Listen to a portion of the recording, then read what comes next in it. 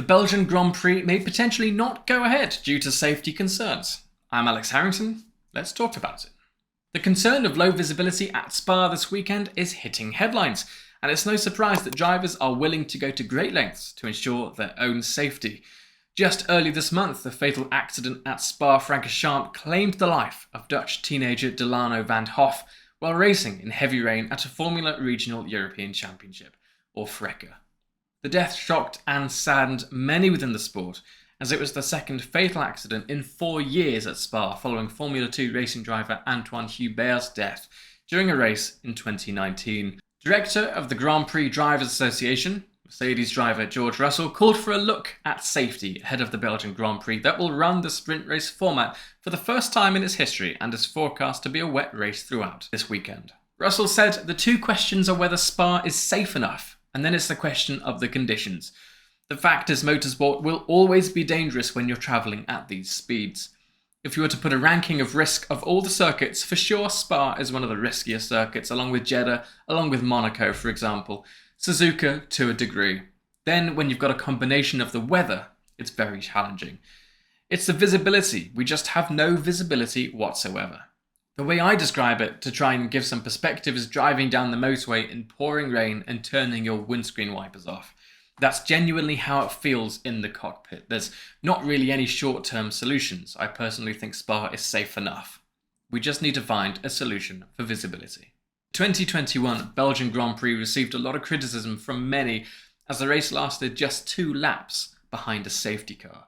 The same race became the reason for the FIA to test with rain guards that were recently tested at Silverstone to improve visibility by minimising or completely eliminating spray.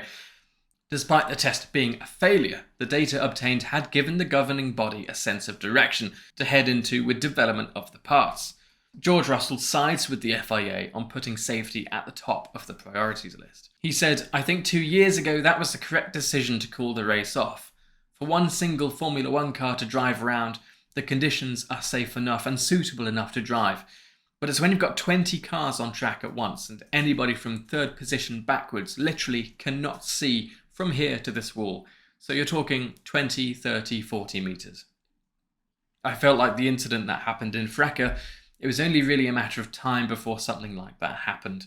Drivers aren't going flat out in the straight because they can't see. Then somebody gets rear-ended and there's a car in the middle of the track. Obviously, to have a race cancelled is not perfect for anybody, but we don't want to see a huge incident as we've just seen." Ferrari driver Charles Leclerc speaks on similar lines as he stresses that the FIA should not allow the sprint race sessions under wet conditions. He said, "This is another topic for the FIA to look at closely, especially on a weekend like this where it seems we will have quite a lot of rain throughout the weekend. To not feel the pressure of starting a race just because we didn't have any running. We could be in that situation this weekend. It's obvious to say, but safety should come first, and this needs to be the priority.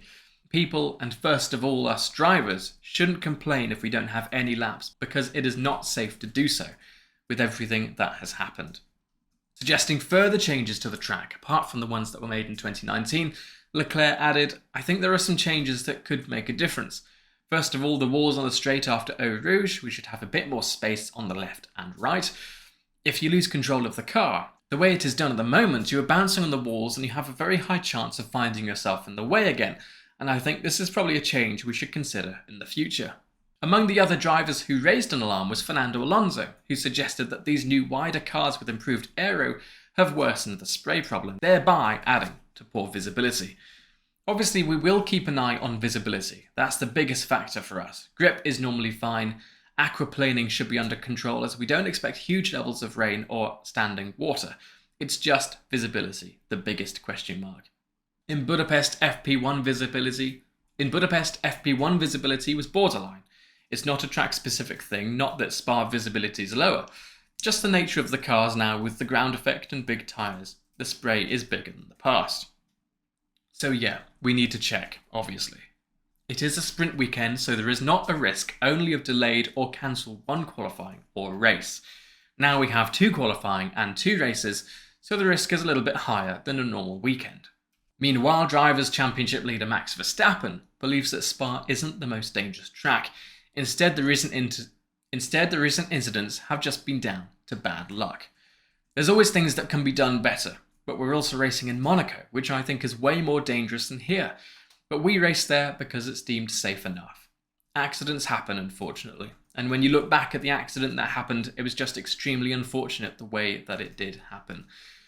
I don't think there's a lot you can do or change for it to be a lot safer, because there are also other tracks out there where if you have a crash, then you are back onto the track and there's very low visibility, then it can happen again. It's a bit unlucky as well in a way that it happens at Spa 2 times quite closely to each other. Rain tyres are there for a reason, but the safety of a driver is incredibly important. And we've seen this today with qualifying potentially being cancelled as well on the Friday.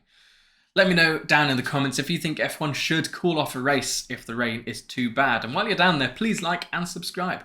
For daily news, rumours and editorials, go to f1briefings.com, the largest F1 site in America. I've been Alex Harrington. See you in the next video.